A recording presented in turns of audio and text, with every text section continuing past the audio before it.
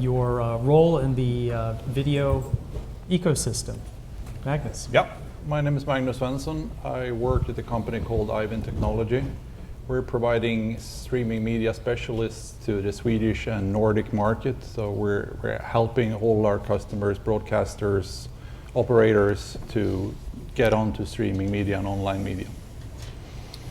My name is Bill Rusitzky. I lead sales and business development for THX. It was a company George Lucas started a million years ago. You may remember it from the cinema.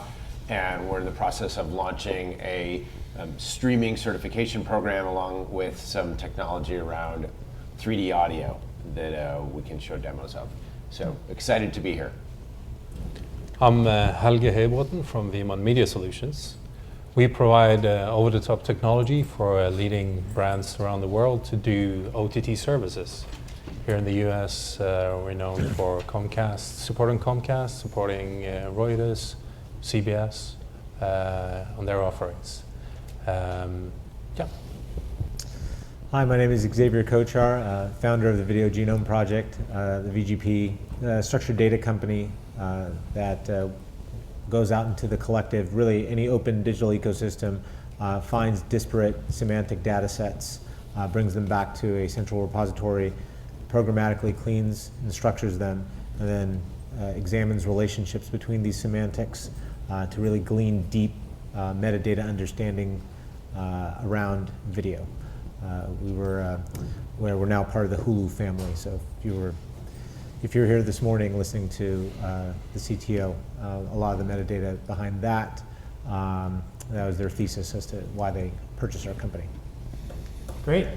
And I'm Jonathan Hurd, director with Altman, Vilandrie and Company. And you're going to see, and I guarantee this was pre-arranged with Dan Rayburn, you're going to say, why is this guy hogging all the time to present all these slides? It's actually part of the panel is some proprietary research on skinny bundles and virtual MVPDs that we're going to use and then have a panel discussion afterward. So Altman Vilandrie is a strategy consulting firm. We have 120 people completely focused on technology, media, and telecom. And one of the things we do is primary consumer research to support our strategy recommendations. Just a brief overview of the market and all the players that are entering the space. You can think of video and long form video in kind of along two dimensions. One is it live channels or is it VOD?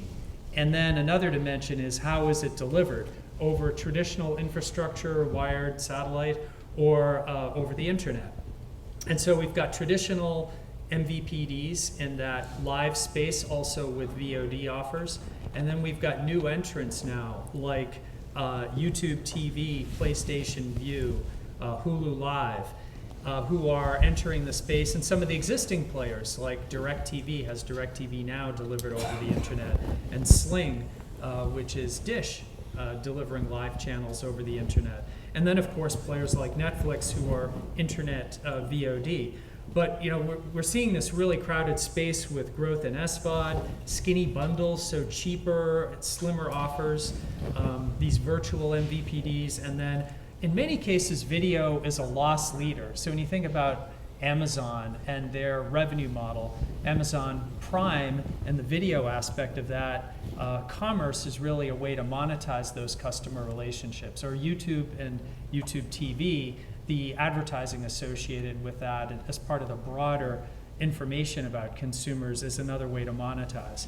So there are these trends happening in the market, and we at Altman Vilandrie have been conducting an annual consumer video survey for the last 7 years.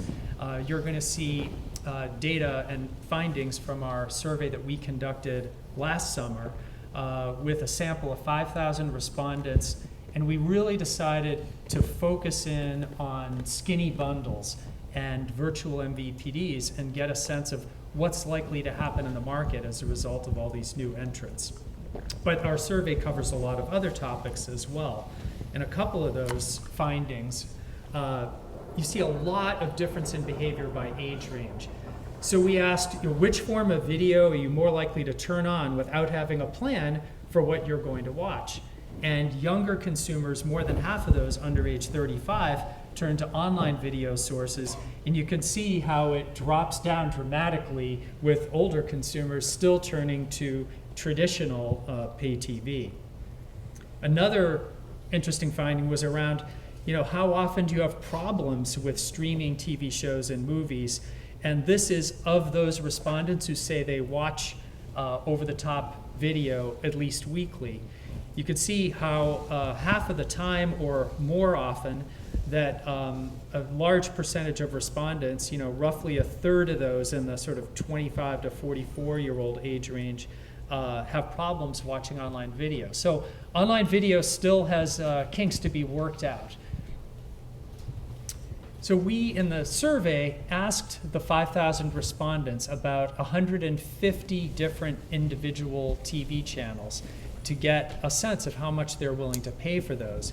And the structure of the survey approach we used had traditional questions, a channel chooser, a max diff, which is a rating exercise, and then a choice-based conjoint, which is something that in primary research you use for pricing strategy, because you can't just ask people, well, how much would you pay for this? You have to give them actual choices in a survey and then see how their selections vary depending on the different features and price points.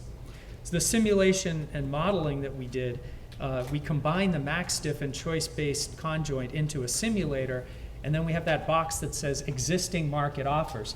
There are actually hundreds of thousands of TV offers available to consumers in the US. When you think about all the providers out there, say DirecTV might have 6 tiers, well, each of those tiers might have HBO, yes or no, Stars, yes or no, Showtime, yes or no. So there are many, many combinations of offers that people can buy. We wanted to get a sense of how new offers, like these skinny bundles from Hulu and others, how those would fare compared to all those other offers that are out in the market. One of the questions we asked is, agree or disagree with, I am wasting money because my pay TV service includes many TV channels that my household does not watch. A consistent theme was that older consumers are much more price sensitive and feeling the pain of bloated bundles more so than younger consumers, although it's an issue for many consumers that there are too many channels for what they're paying, or they're not getting the value. So in the survey, we looked at 150 individual channels, as I mentioned, across a number of different genres. And one of the notable things here is we included regional sports networks. So RSNs are a very important reason that people subscribe or not. We wanted to make sure that we covered those. So the channel chooser I mentioned earlier, every respondent went through by genre the 150 channels and rated them each as must-have, somewhat interested, or not interested. And we had pop-up windows to help them understand what was in the channels. And then this is the percentage. It's hard to see it if you're in the back. Small type here, but percentage of respondents selecting must-have. The broadcast networks, not surprisingly, came out at the top, and it was at least 50% of respondents for ABC, CBS, NBC. Just over 50%, I should say, said must-have for those. What was notable, across all 150 channels, at least 5% of respondents said must-have, even for Altitude, which is an RSN in Denver. So it's hard to create a skinny bundle when you've got this kind of, there isn't a cliff where must-have occurs at some point. There's a lot of diverse interests that consumers have across, and this is only 150 channels when you think of the even more channels that are actually available on many cable TV packages. So again, we see some age-related differences here. The number of must-have channels by age range. So 25 to 34-year-olds said must have 42 channels, somewhat interested in another 62, and then 46 not interested. But look how it varies by age range. 55 plus, only 20 channels that they said must have.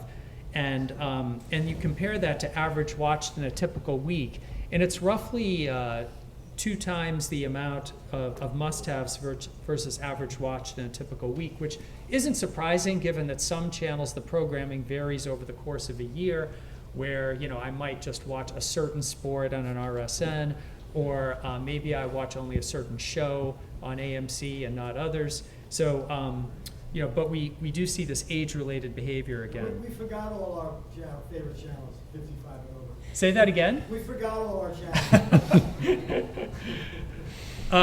So then we have this MaxDiff, which I mentioned earlier, 20 screens where for each screen people select their most preferred and least preferred channel. And when you do this across enough respondents and enough screens for every survey respondent, you can actually get a score which is like allocating 100 points across all 150 channels for every respondent.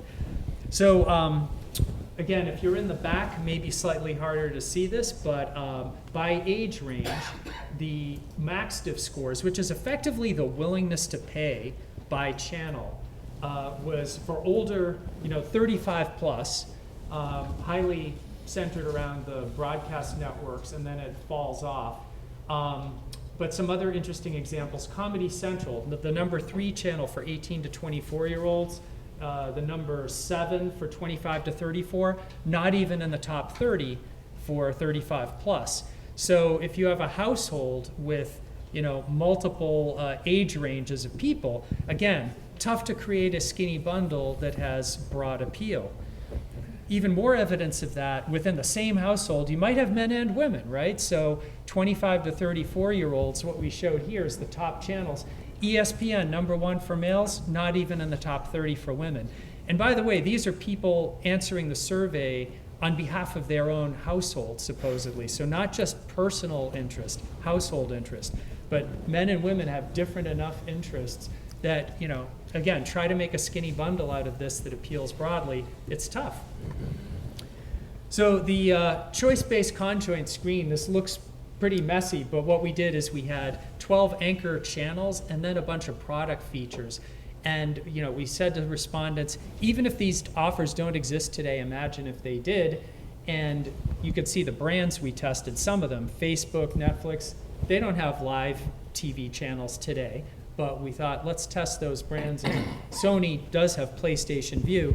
So you give enough respondents, enough combinations of these channels and other product features like number of simultaneous users, et cetera, that you can actually, and then price, importantly, you can actually get price elasticity, you can get utility for different product features, and combine that with channels so that you can actually, what we're able to do, and we've been doing for a number of clients, is actually predict adoption of various pay TV offers.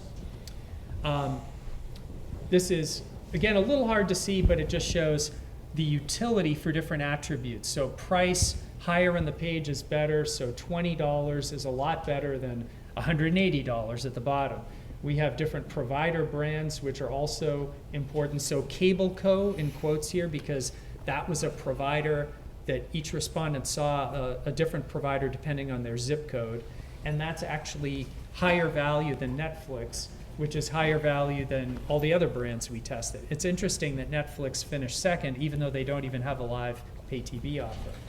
And then we had a recording capacity of DVR, delivery method, so we had on-demand library. Delivery method is it cable, wired, internet, or satellite.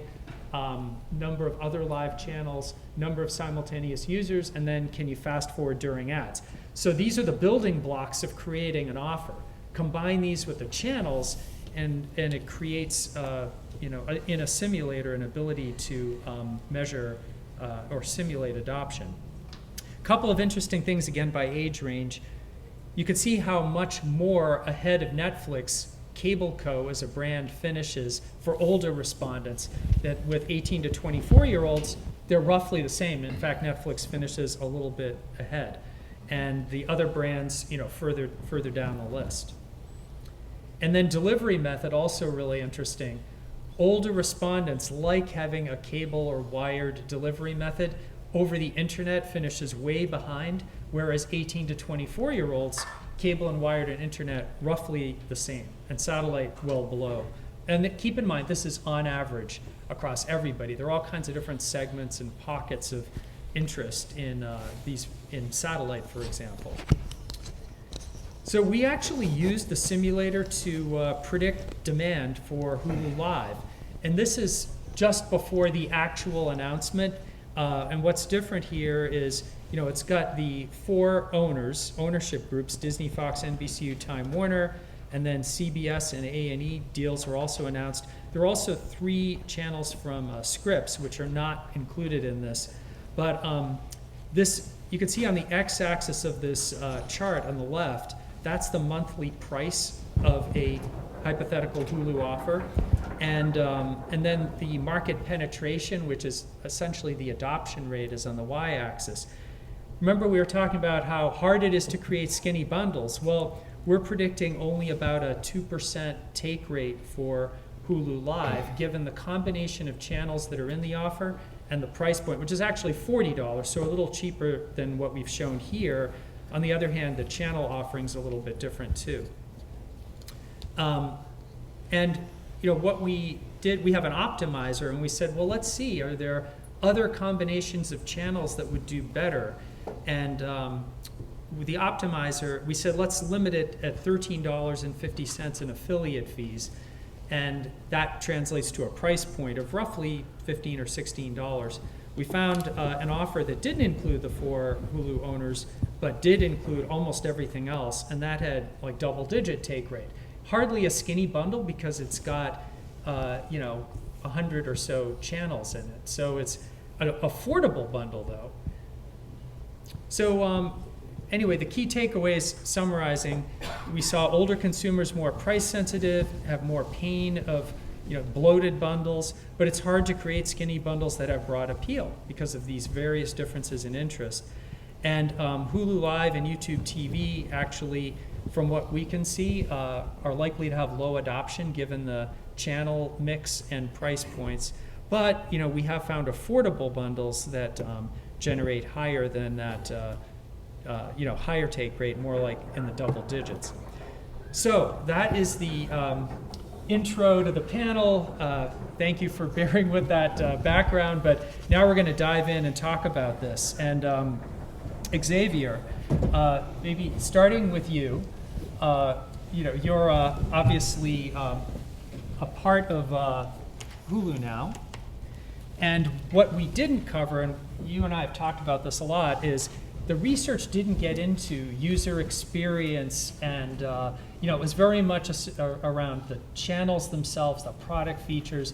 But how important is the user experience aspect of the of adoption, and what is Hulu doing to change that? Sure. Well, first of all, that's depressing if the take rate's only going to be that low for Hulu. So don't listen to anything he's saying. No. So user experience is very important. I mean, one of the things that I think, and I've known Jonathan for some time, and this is a great study. But one thing I would just keep in mind that sometimes, although probably our marketing department wouldn't love me to say this, but sometimes survey respondents don't know what they don't know, and it's very like I remember seeing these surveys, similar surveys about 15 plus years ago when they asked cell phone users what they would prefer, what features they'd prefer on their phone, and they said things like that it flips open faster, that the buttons are more tactile, like those types of things. So sometimes you can't even know what you can't dream of. And one of the things that I would suggest that everybody does, if you can, is take a look at where, not just from a content standpoint, but really from an experience standpoint, some of these platforms are taking it. So if you believe like I do, I think price, delivery, like what Tian was talking about this morning, content, certainly the branded channels, I don't think there's any differentiation. There's ultimately, it's asymptotic. Everyone's going to have Everyone's going to have that stuff. The two pieces that I think are going to be unique are going to be exclusive content, which that's kind of there's kind of only one way you can get exclusive content these days, because even like the NFLs of the world or the Disneys of the world, I mean, they don't make things exclusive anymore. If someone's willing to pay for it, they'll license it. So the one way is originals, right? But I gotta tell you, like, to try to build your business off of trying to create hit originals, I mean, you have to do it, but there's no formula for success. There's propensities and likelihoods where original content can succeed, but you know, for everybody who thinks that Netflix just has it down or HBO has it down, I mean, I challenge you to take a look at all of the ones that don't work. So it's originals, that's one differentiation point. And then the second is experience. And when we say experience, what we mean is what's not only the look and the feel, but the tools that you're using. Is the right content being shown to you, offered to you? Can you find, is search and discovery elegant? And in that regard, I would say, I mean, I didn't see that here as something that you were asking respondents about, but part of the reason is because we have just been so conditioned to consume television on this old kind of like EPG cable way to look at it. And so that's why I suggest all of you guys take a look at the new Hulu if you can, and not even for the content, not even for the delivery. I mean, we'll sort out if there's any issues on that. Those will all get sorted out. You guys know that from an infrastructure standpoint. Eventually, like back in the day, like videos online used to look like this when you're buffering, but it all got sorted. That's going to be sorted out. But take a look, and I'd love to hear from you guys as well, is how does that experience, is this how you want to consume video moving forward, as opposed to streams of channels?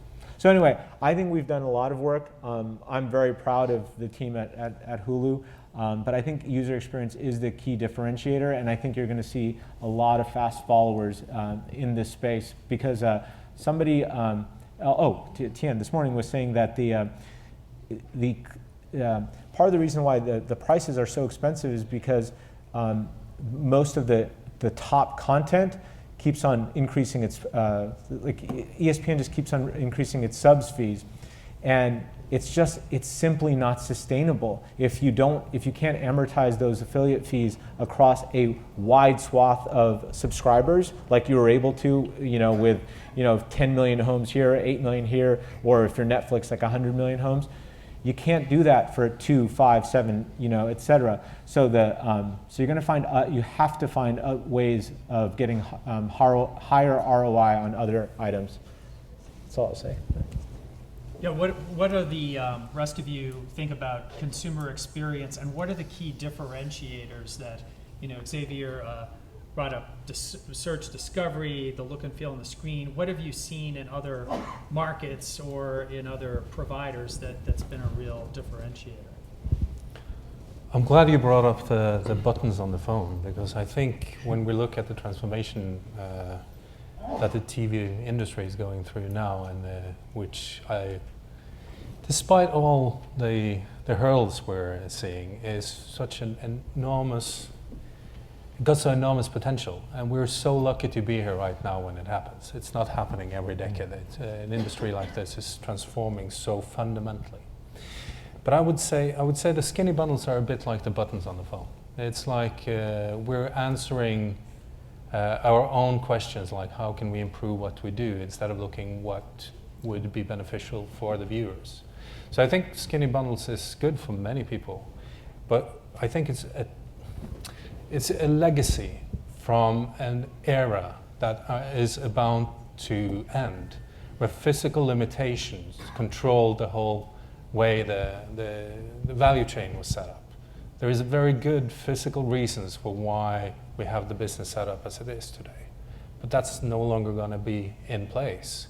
So skinny bundles is like moving a traditional way of thinking over in a new space, Well, I believe the young people, they see it so differently. And if we look at them, and they're going to be all people, if given time. So I always, ever since I had my first son, he was like, that's the kid I'm working for. When we started like doing OTT services in Europe 15 years ago, he was like my target.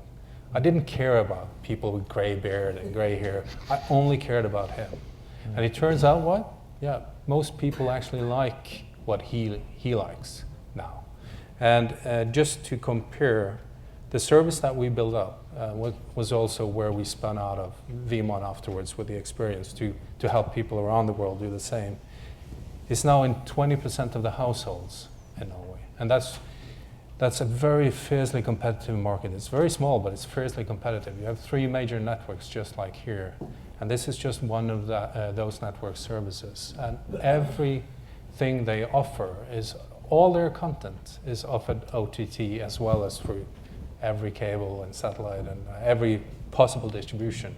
But their own OTT service is reaching 20% of the households. So they're actively paying for them directly to the network.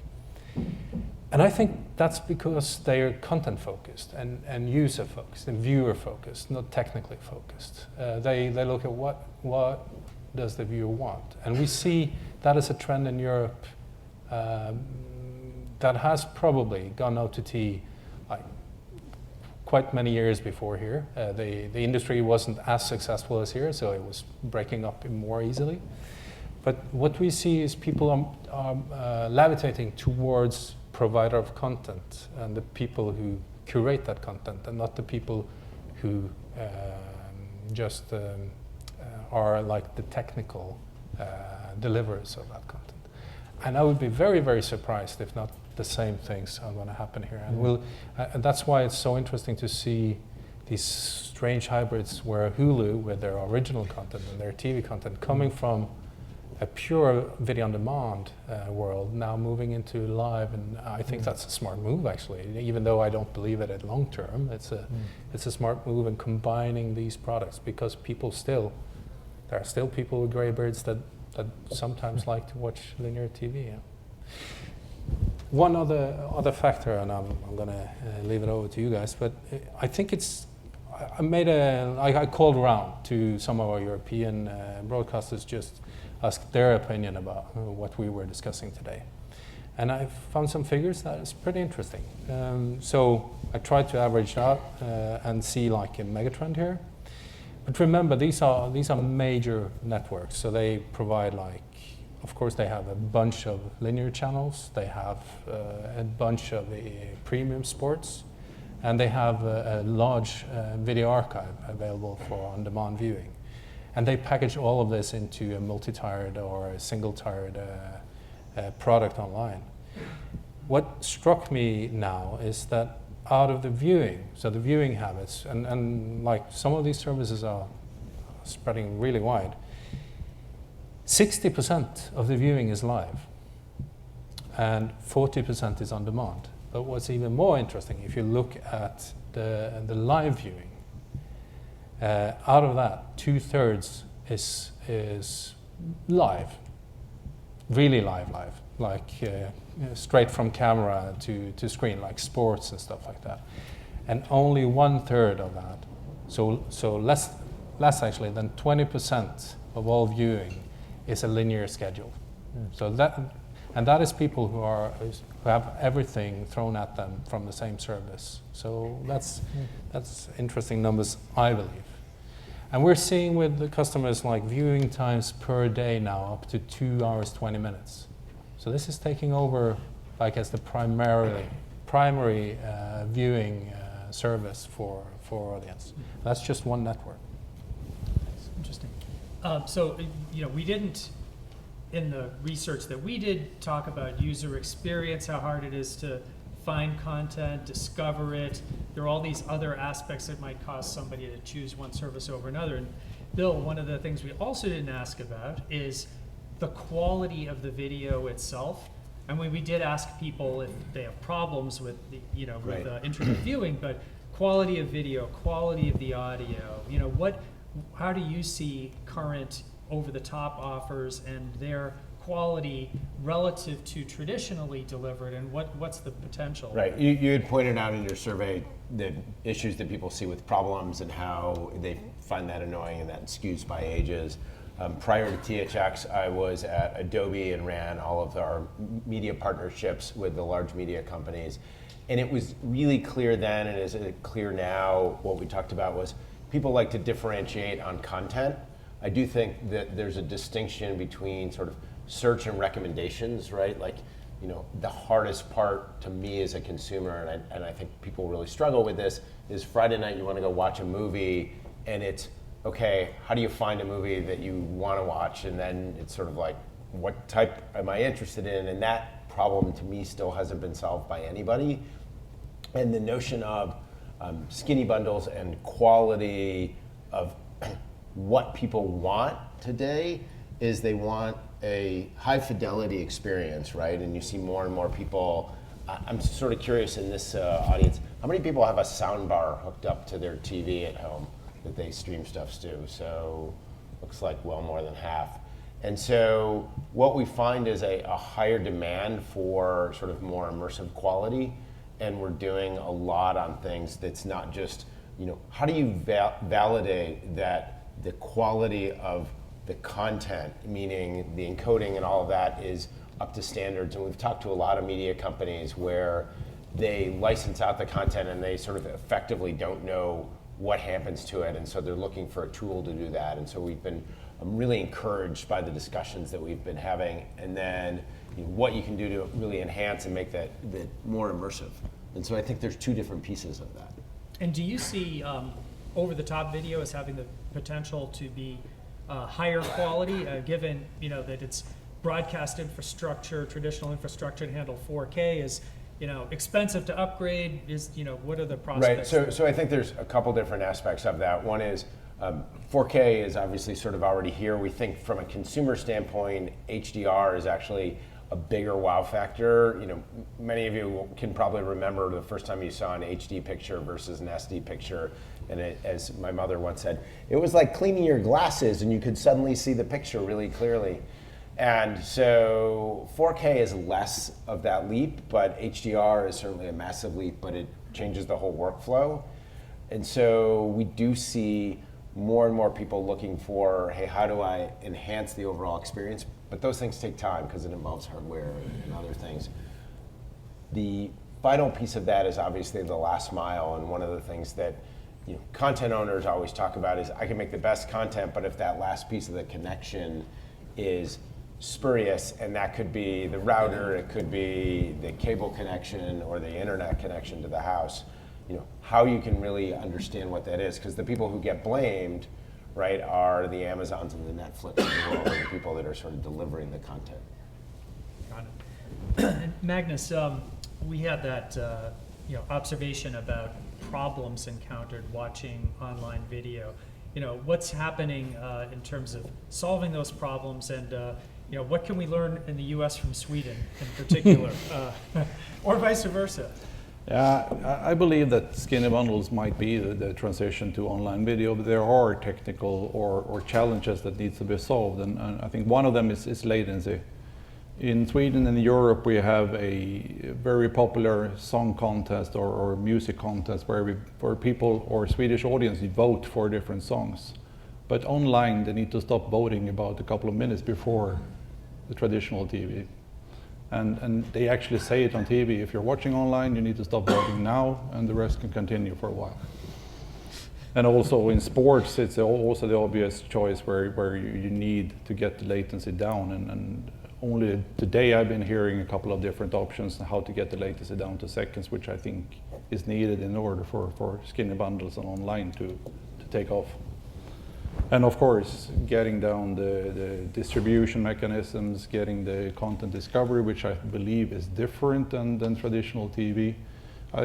We don't have Hulu in Sweden, but what I saw on the keynote this morning, it looks very appealing. Different way of thinking of content discovery. And that's what we're helping our customers. And I think actually Sweden was very early with skinny bundles, but they failed on getting the content rights for the popular online channels. So well, let's actually see if there are any questions from the audience here. Yes, sir. You know, I think it's interesting that in video we talk about, you know, the race to quality and 8K and Ultra HD, where 5-10 years ago we watched Apple sort of take apart the music industry by going completely the other direction and taking high quality analog audio, even digital audio, and stripping it down to transistor radio 128K, and the whole world follows suit. And we're sort of going in the other direction, not that it's right or wrong, I just think it's, you know, the mix between the two is interesting to think that people are going to flock towards quality when we watch the entire world flock towards mediocrity and compromise with audio. Well, let me turn that into a question and just say to the panel here, do you see video quality continuing to accelerate it, or are we just pushing at something where there isn't going to be consumer interest in it? Yeah. I think good quality is always better than lousy quality, but I think availability is always better than not having it. For your little kid, my kids could watch War and Peace on their phone or Gone with the Yeah, Wind. and I think you're right, and I think the availability is key. But once you have the availability, then good quality is better than lousy quality. Yeah, but that's the priority. And I've come across another son of mine, a younger one, curled up with his iPhone in the sofa, home, in front of a 55-inch screen just 2 meters away. But he's looking at a series on his phone, not on the screen. And I think you're absolutely right. I think quality is important, but it's not the most important stuff. But just one more thing that I'd like to add is that, and we're talking about skinny bundles, so linear television basically through new channels. I think one of the things that we've lost moving into the OTT space is actually the power of linear, the power of the schedule, the craftsmanship behind a good schedule, the power of just an endless stream of moving images and audio that is very captivating. Yeah? The trouble with linear is, of course, we don't really follow the schedule anymore. Young people don't care about it, and they want to see it when they want. But still, the challenge of search and discovery, when you do not know what you want, is a really big one that I believe we've seen some early starts on solving that. Like if you use the NPR app, it starts like right away with the latest news. Now that's from a studio, so it's recorded like maybe half an hour ago or something. But if you look at Reuters TV, they're always, if you start Reuters TV app, it will always give you the freshest they have of all the stories. But it's also, so it's a linear experience. It looks like a news show, but it's for you. It's personalized for you. I think we're going to see much more of that. Like we're going to give the viewers. I think Moritz Gimbels from NBC over in the other hall here an hour ago said it very well, that they need to move to like, once you just turn on the app, it's like turning on the television. That doesn't mean you have to see the same thing that everybody else does. I think you bring up a really good example, but for the wrong reason. So how's that for a compliment and not? But no, the Apple, what a great example. Like, and I agree with the quality. I mean, quality matters. I think just like there can be price discrimination, there can be quality discrimination. So a 6-year-old watching like bad quality or whatever is fine. But the reason why, I don't think it was because the quality, why Apple just completely knocked over an entire industry. It was because of this. It was because of decoupling or unbundling. But because, right, I mean, it was like most of the value when you bought albums came from 1 to 2 songs. So what Apple just said is we're going to create a mechanism and ultimately an institution that breaks up the bundle. That was the thought behind video as well. Is that your cable, what you pay for cable or satellite, that's the old album, but you don't watch all of it. So we'll get you just the stuff that is important to you, And look what'll happen, we'll create like more value. People thought that Apple was actually doing a bad thing for music. Actually, music consumption has gone up considerably when you give users exactly what they want. The reason I say it's a really great example is because actually that's not what's happening. At risk of potentially having some very, very big companies be upset at me, Jonathan's presentation, what do all the new bundles look like? They look like the old bundles. And they're kind of the same content. They're kind of the same price point, even though they're like cheaper entry price points, but once you start adding everything up, they're kind of controlled by the same 4 to 8 to 10 media companies. It's just a different platform. And so the reason why, like, it's so interesting, like the take rate thing, and again, not to beat a dead horse on, then what's the damn differentiation? If the thing that I'm going to get on a skinny bundle looks very, very similar to what I would get with Time Warner or Spectrum or DirecTV or what have you, then the differentiation better be whatever the delivery mechanism can do, this new platform can do that the old platform can't. And I don't think yet it's quality. I think it's the other stuff. I think it's the interactivity or like the other experience-y type things. I don't even know all what it is. It's certainly curation at some point. But I think that this is, like, that's kind of like it's not even a secret. I was gonna say it's a dirty little secret. I guess it's not even dirty. It's not even dirt. It's not dirty or secret. It's basically a lot of smoke was thrown up in the air, and we're gonna decouple, we're gonna unbundle, and we're gonna create new bundles. But all the players were the same players, and there's the same content, and the same price, and it's to the same users. So I think really the people that win the most here, Akamai, AWS, like all the people that now that we have to use their pipes. Verizon.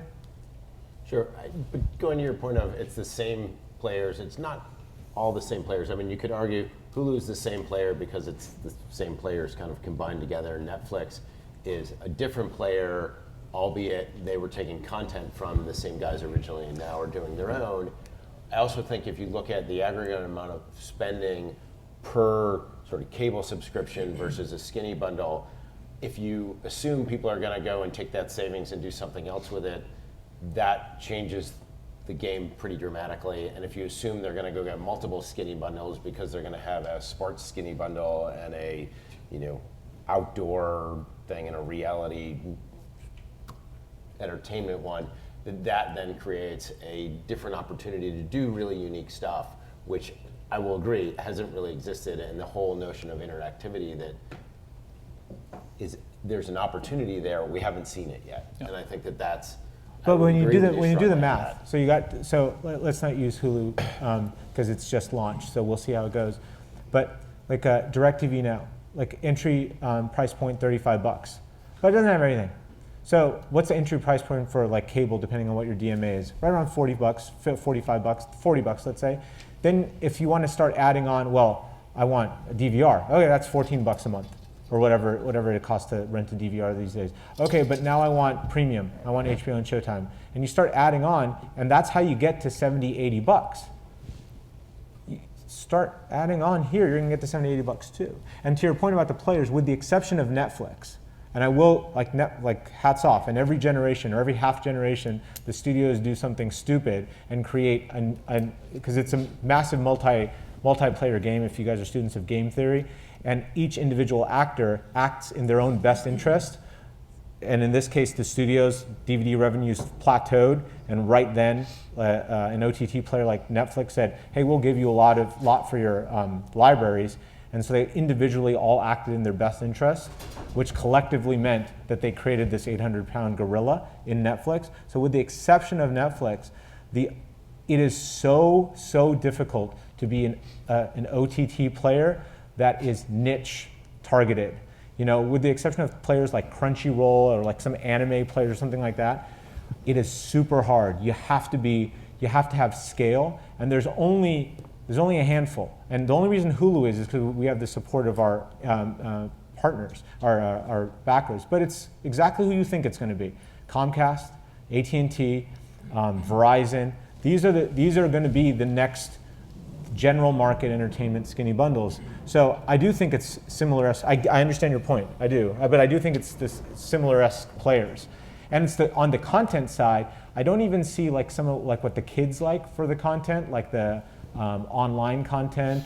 I don't even see those brands. Like where's I guess PewDiePie is a Nazi now, but like whatever those brands are, it's the same traditional media brands. Yeah, but I think skinny bundles might be the transition into online, and from online we see a totally different viewing behavior. But I think the skinny bundles will be the transition. You get the channels you used to have, and then you can start changing your behavior. But how? If it's the media players, they're all driven by. I mean, they're just going to push ESPN 2 and 3 and 4 and 5 and 5. Like it's the same. Like who's going to give us that choice? Well, with that question, we have run out of time. No, well, he had a question. Yeah, Paul. It was just a comment. I think that, and you touched on it, Xavier and Helge. The issue is the bundle subsidizes the channels you don't watch. So the whole idea that more is better has been the answer. Just like that's what killed the CD. 2 good songs for $18. People stopped buying compact discs because of that. So the consumer has now gotten a taste of what a la carte really feels like. And that's what they want, and that's not what they're getting. So the consumer, I'm saying that the consumer has given a little more credit. They're trying to put toothpaste back in the bottle at this point by saying, well, what about this bundle? Well, what about this bundle? It's like, no, I want exactly, I'll still pay $100, but I want specifically the $100 worth of channels that I want that service me. I'll take FX. I don't want Fox News Channel. I don't want Speed Channel. I don't want all the other Murdoch stuff that's off my way. Don't need it, don't watch it. So until that happens, until there's really an a la carte skinny bundle, I don't think there's much of that. All right, well, please join me in thanking our panelists, and there's a scheduled break.